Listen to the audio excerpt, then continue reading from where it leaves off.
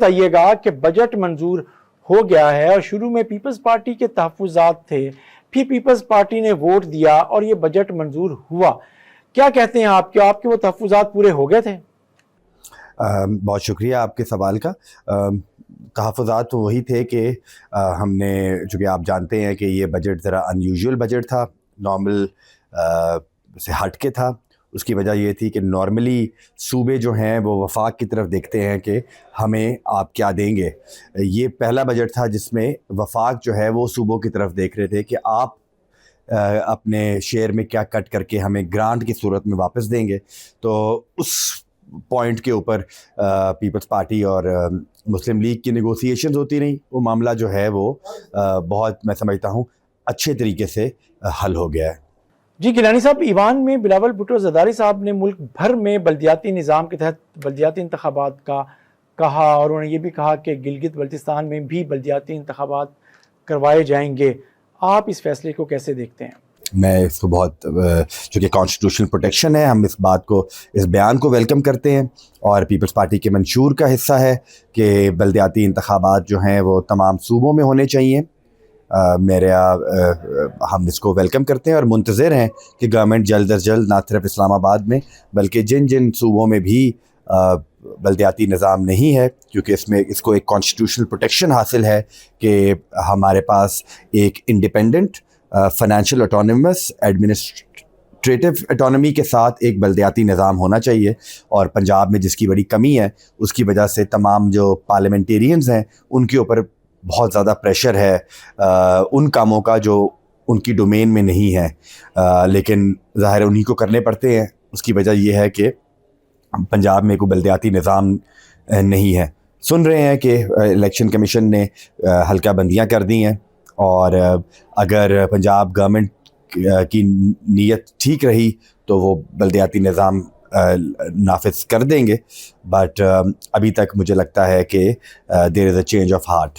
اچھا گیلانی صاحب، جو مختلف تنقید ہوتی ہے پاکستان پیپلز پارٹی پہ اور اپوزیشن کی طرف سے بھی، اور کچھ سوشل میڈیا پہ بھی نظر آتا ہے کہ جو بجٹ پر جب تنقید کی جا رہی تھی تو گلگت بلتستان میں بھی جس طرح حکومت بنائی گئی ہے تو وہ کچھ لے دے کے سیاست کے بعد ووٹ دینا مقصد تھا، تو کیا ایسا تھا کہ پاکستان پیپلز پارٹی نے، جیسے کہا جاتا ہے کہ بلاول بھٹو زرداری صاحب نے بھی کہا کہ وہ ملک کی سالمیت کے لیے حکومت کے ساتھ ہیں، تو کیا اس بجٹ کی اپروول میں گلگت بلتستان کی حکومت کیا پاکستان پیپلز پارٹی کو گفٹ میں ملی؟ دیکھیں، الیکشن تو گلگت بلتستان میں 7 تاریخ کو ہو گیا تھا، اس کا رزلٹ 8 کو آ گیا تھا۔ پاکستان پیپلز پارٹی جو ہے وہ سنگل لارجسٹ پارٹی بن کے سامنے آئی، اور 8 تاریخ کو ہی پرائم منسٹر صاحب نے پیپلز پارٹی کے چیئرمین کو فون پہ مبارکباد بھی دے دی تھی۔ تو اب بجٹ تو پاس ہوا ہے، تو اس میں نہیں سمجھتا کہ کوئی کسی قسم کی کوئی گیو اینڈ ٹیک تھا۔ وہ ہمارا حق تھا، پیپلز پارٹی چونکہ سنگل لارجسٹ پارٹی ہے، جس طرح مسلم لیگ نواز وفاق میں سنگل لارجسٹ پارٹی تھی، ویسے تو پی ٹی آئی تھی، لیکن حکومت جو ہے اس میں بڑی جماعت جو ہے وہ مسلم لیگ ہے، تو وہی جو ہمارا وفاق میں ایک بنا ہوا ہے سیٹ اپ، اسی طرح گلگت بلتستان میں بنا ہے۔ میں سمجھتا ہوں پیپلز پارٹی کا حق تھا کہ وہ حکومت بنائے وہاں پہ۔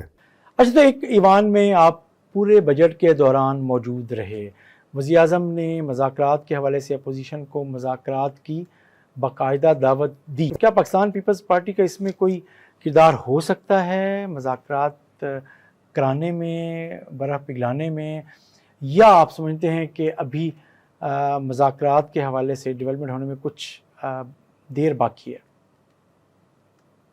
میں نہیں سمجھتا کہ پیپلز پارٹی کا اس میں کوئی رول ہے۔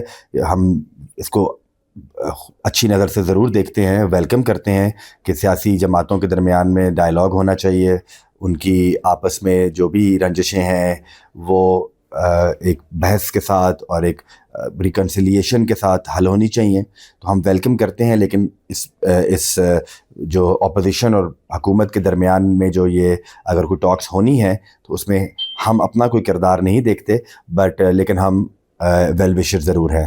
اچھا گیلانی صاحب، حکومت نے یہ بجٹ منظور کیا ہے اور تقریباً 3 سال ہونے والے ہیں اس حکومت کو۔ عام طور پہ ماضی میں جتنی بھی حکومتیں آئیں وہ سمجھا جاتا ہے کہ وہ مدت پوری نہیں کرتی ہیں، وزیر اعظم کی بھی مدت کی بات ہو رہی ہے، حکومت تو شاید مدت پوری کری جاتی ہے, کبھی 2-3 مثالیں اب قائم ہو ہی گئی ہیں.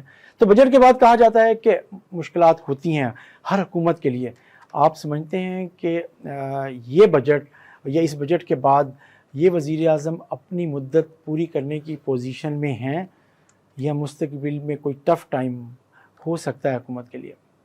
دیکھیں, مشکلات تو ظاہر ہیں سیکیورٹی کے حوالے سے بھی, اکانومی کے حوالے سے بھی, سیاسی حوالے سے بھی, لیکن ہم امید کرتے ہیں کہ حکومت جو ہے اپنا وقت پورا کرے گی, پرائم منسٹر بھی اپنا وقت پورا کریں گے, اور جب ہم الیکشن میں جائیں تو یہی سیٹ اپ ہو. بیکاز ہماری بدقسمتی ہے کہ پاکستان میں آج تک جتنے بھی وزراء اعظم رہے ہیں ان میں سے کوئی بھی اپنا وقت پورا نہیں کر سکا. اس میں ظاہر ہے ایک پولیٹیکل ہسٹری ہے پاکستان کی, بٹ ہوپ فلی وزیر اعظم شہباز شریف صاحب جو ہیں وہ اس جو یہ بیڈ اومن ہے اس کو توڑیں گے.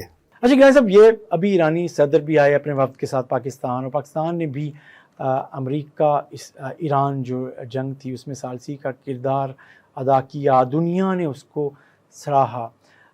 پاکستان اب اس سے کیسے فائدہ اٹھا سکتا ہے؟ ایکسلنٹ. آپ جانتے ہیں ڈاکٹر مسعود پزشکیان صاحب جنگ کے بعد کسی بھی غیر ملکی دورے پہ پہلی مرتبہ پاکستان تشریف لائے. ہم اس کو ویلکم کرتے ہیں.